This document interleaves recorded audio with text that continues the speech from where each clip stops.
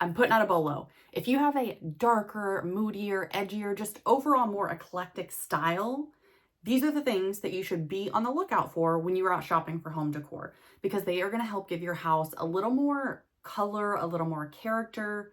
It's all in those little details that you have around the house, because would it be amazing if we could all have these old houses that were just full of character everywhere you looked, from, you know, the baseboards, the doors, the crown molding, everywhere? But that's just not the case for most of us. We have to add it into our house. In my previous video last week, we talked about finding your personal style and figuring out like your color palette and, you know, patterns and styles, decades of furniture that maybe you're drawn to, especially, you know, if you're leaning more towards vintage or antique pieces. Those are good things to figure out before you go shopping. But now I want to move on to when you're out shopping, what do you need to be on the lookout for? We're going to go through a few different categories like pictures and artwork, glassware, arguably one of the most important ones to creating a mood in your house, lighting, and then shelving. Where do you display all of this? And I will say pretty much everything I'm going to show you in the video today is going to be vintage, but that's not to say that you can't find similar items new, because I do feel like adding in new pieces and mixing and matching, first of all, that's how you get an eclectic style, but that's also how you can get a little more of that edginess if you want to. You know, maybe you've got the vintage furniture, but you add in some of those edgier new pieces or accents, and that way you get the blend that you're looking for. Let's talk pictures and artwork. I have a real problem when it comes to vintage picture frames. They're just so much better than all the new ones. I swear you can't find anything comparable, hardly ever. So vintage picture frames, even if it's just the same family photo, I swear it just adds more detail. So here's one. This one is a brass picture frame. I have just threw a random picture in here just to have it filled with something. But you see all the details along the side here, these little corner pieces. I love the ones that have the loop at the top, but these are just so cute. And they do add a little more interest, a little more character. Here's another one that I have. And this one kind of has like this opalescent, it's just plastic. I can feel it's coming up right here. I need to put a dot of glue, but it has those same 4-corner piece details. I love kind of the sheen on this piece, but look at the side detail.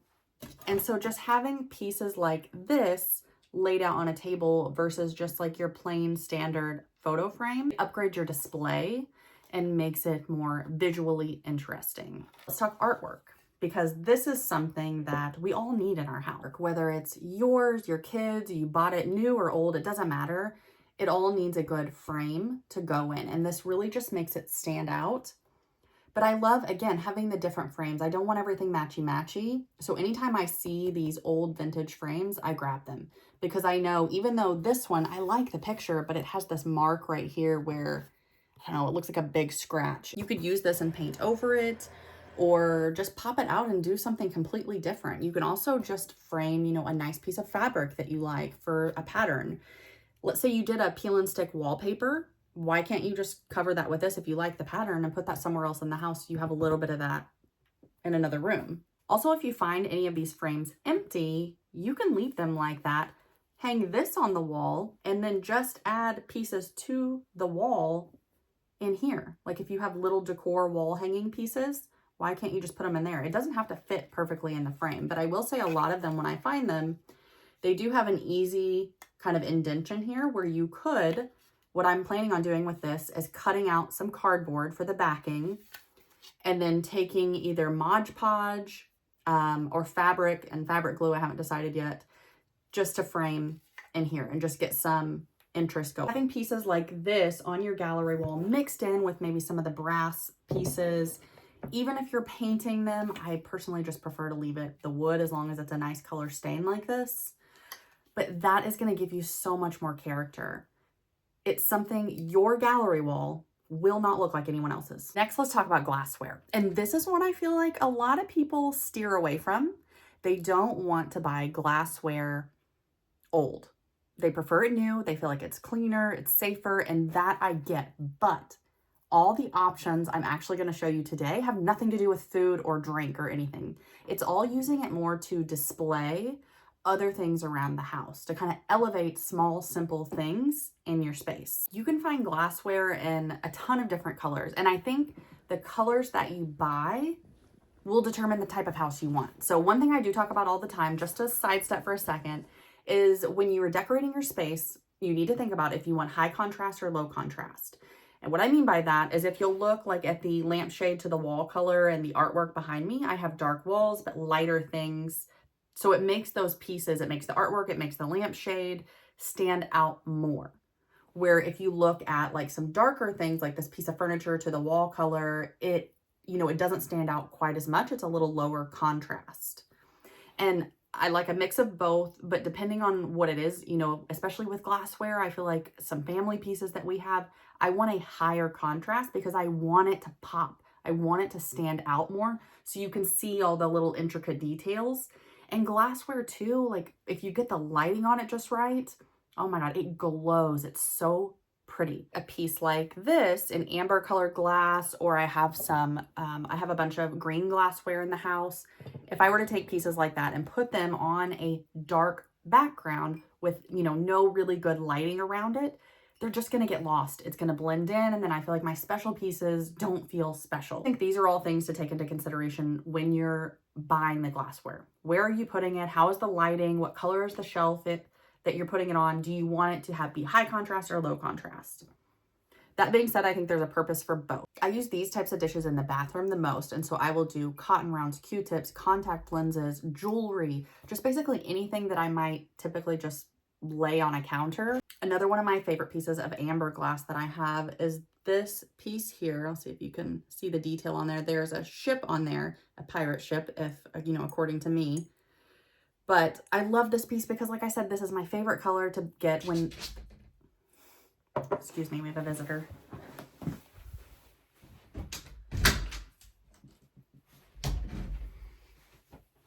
Come here.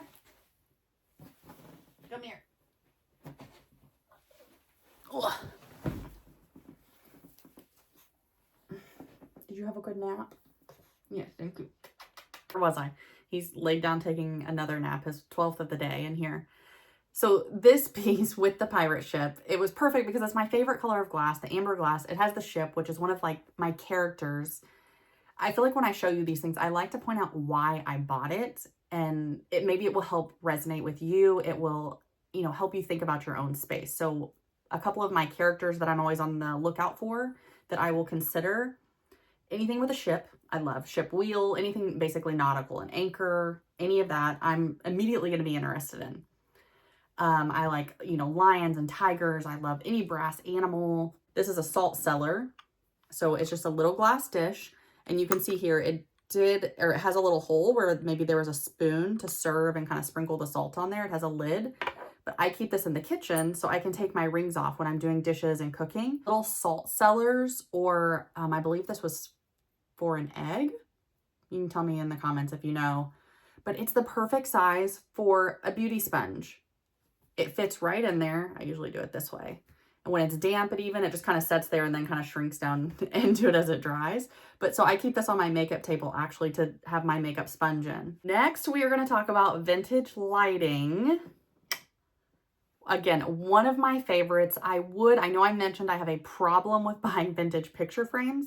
I would have a problem with vintage lamps if I had the space to put them everywhere, but I restrain myself. But vintage lighting, you price-wise, detail-wise, everything, you're going to have a hard time beating vintage lighting with new. I have an exception I will show you. I think, again, this goes back to adding in a little more of that edge and mixing the old and new. But that's my exception. When you find those rare new pieces that give you something you feel like your space is missing. So if you're looking to mix different styles together, lighting can be a great way to do that. Because like in this room, I like to keep things a little more like dark, moody, and edgy. But the light fixture I will show you, it's a little more delicate. I feel like it's a little more romantic and light. I know I am looking to change it up so it won't be that way for long, but it can add a contrast. Lighting really sets the tone and it sets the mood for a room. Outside of just ceiling lighting or lamps, you can look for wall sconces, and it doesn't always have to be wired in. I know sometimes that's difficult, or if you're renting, that's just not even a possibility. But I love, again, this might be something I have a problem with. I feel like I'm saying that a lot. But wall sconces with the taper candle holders. I think these are a beautiful way to add some interest. And I do get a lot of comments of people saying that that's dangerous, you shouldn't do that.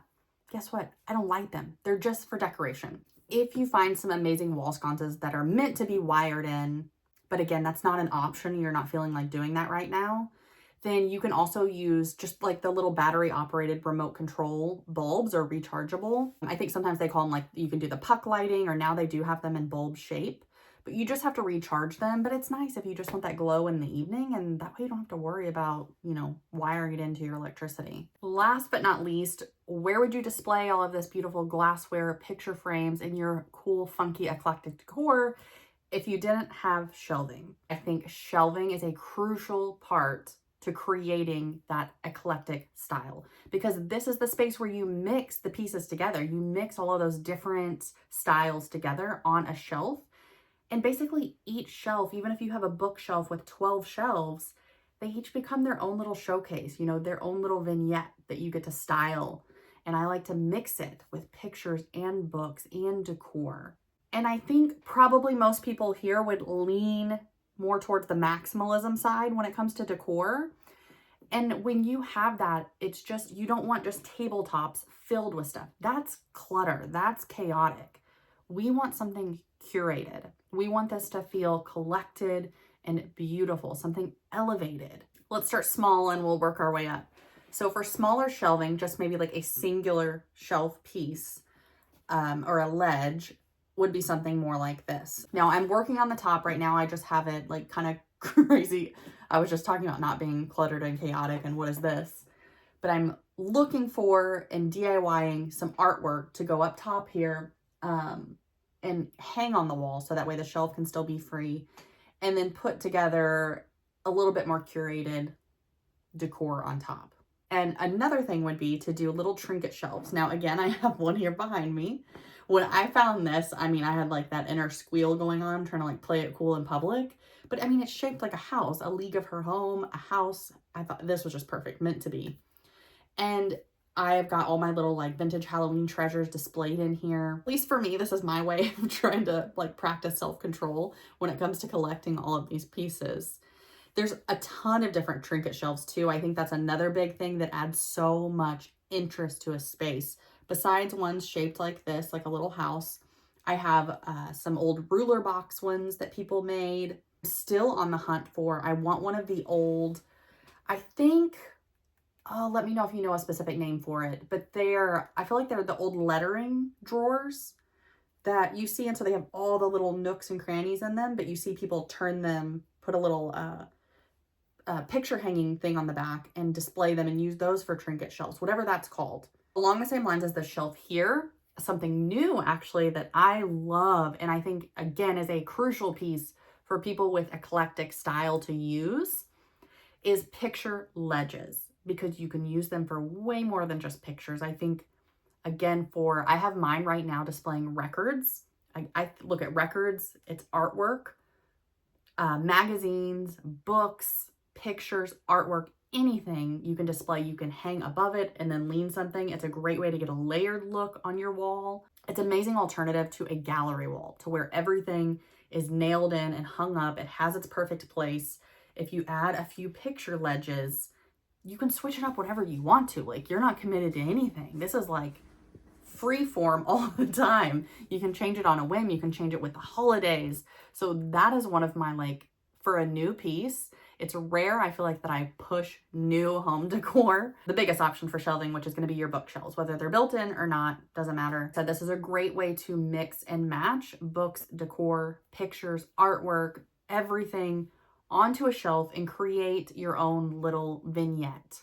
It just shows off your personality so much, the way you style a shelf. Those are my 4 big categories that I wanted to go over with you today to be on the lookout for when you are out shopping for home decor. If you have some other ones that you think are important to add to the list, what do you think other people should be on the lookout for if they're trying to get that like dark, moody, eclectic vibe in their house? Let me know in the comments. And thank you very much for watching. I appreciate it so much. If you could like and subscribe, and I will see you in the next video.